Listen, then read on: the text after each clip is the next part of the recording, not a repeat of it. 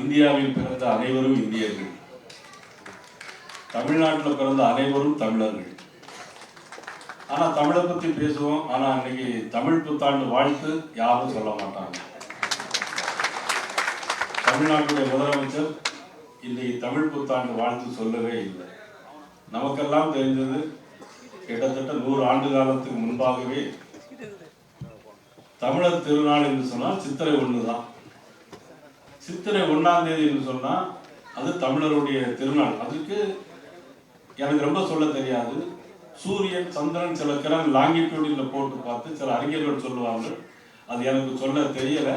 அது அநேகமா ரங்கராஜ் பாண்டே அவர்களுக்கு சொல்லலாம். அதனுடைய காரணத்தினால் சூரியன் சித்திரை மாதத்தில் மேச ராசியில் வரும்பொழுது அந்த காலகட்டத்தை கணக்கிட்டு தான் அவர்கள் சித்திரை 1ஆம் தேதி தமிழர் திருநாளாக அறிவித்தார்கள்.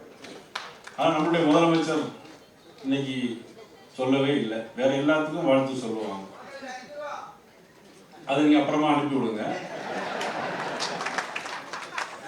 எங்க போனாலும் பத்திரிகை, ஊடகங்கள் எங்க போனாலும் ஒரே கேள்வியை திரும்ப திரும்ப கேட்டுக்கிட்டே இருக்கிறாங்க. அது ஏதாவது ஒரு பதில் வருமா என்று எதிர்பார்க்கிறார்கள்.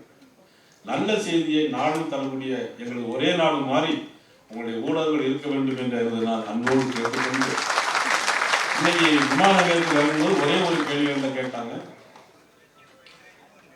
அண்ணா அறிவாலயத்தினுடைய செங்கலை உயிரோன்னு சொன்னாரே உங்க அண்ணாமலை, இப்பொழுது இங்க இல்லையே, வெளிநாடு போயிட்டாரு, வெளியூர் போயிட்டார், அவரே போயிட்டாருன்னு நான் சொன்னேன்.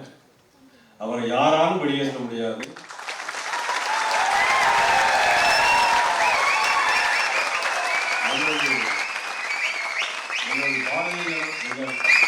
எங்கள் பாரதிய ஜனதா கட்சியினுடைய சொத்து அவர் யாராலும்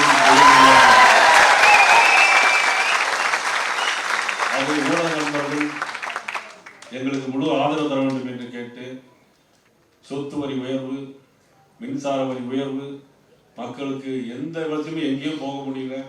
ராத்திரி 8 மணி ஆனா யாராவது அந்த சார் கூப்பிடுறாருன்னு சொல்றாங்க. பாலியல் வன்கொடுமைகள், இதையெல்லாம் சீர்தூக்கி பார்த்து ஊடக நண்பர்கள், நடுநிலையாளர்கள், வர இருக்கின்ற ஆட்சி என்டிஏ ஆட்சியாக அமைய வேண்டும் என்று அன்போடு கேட்டு வாய்ப்பு.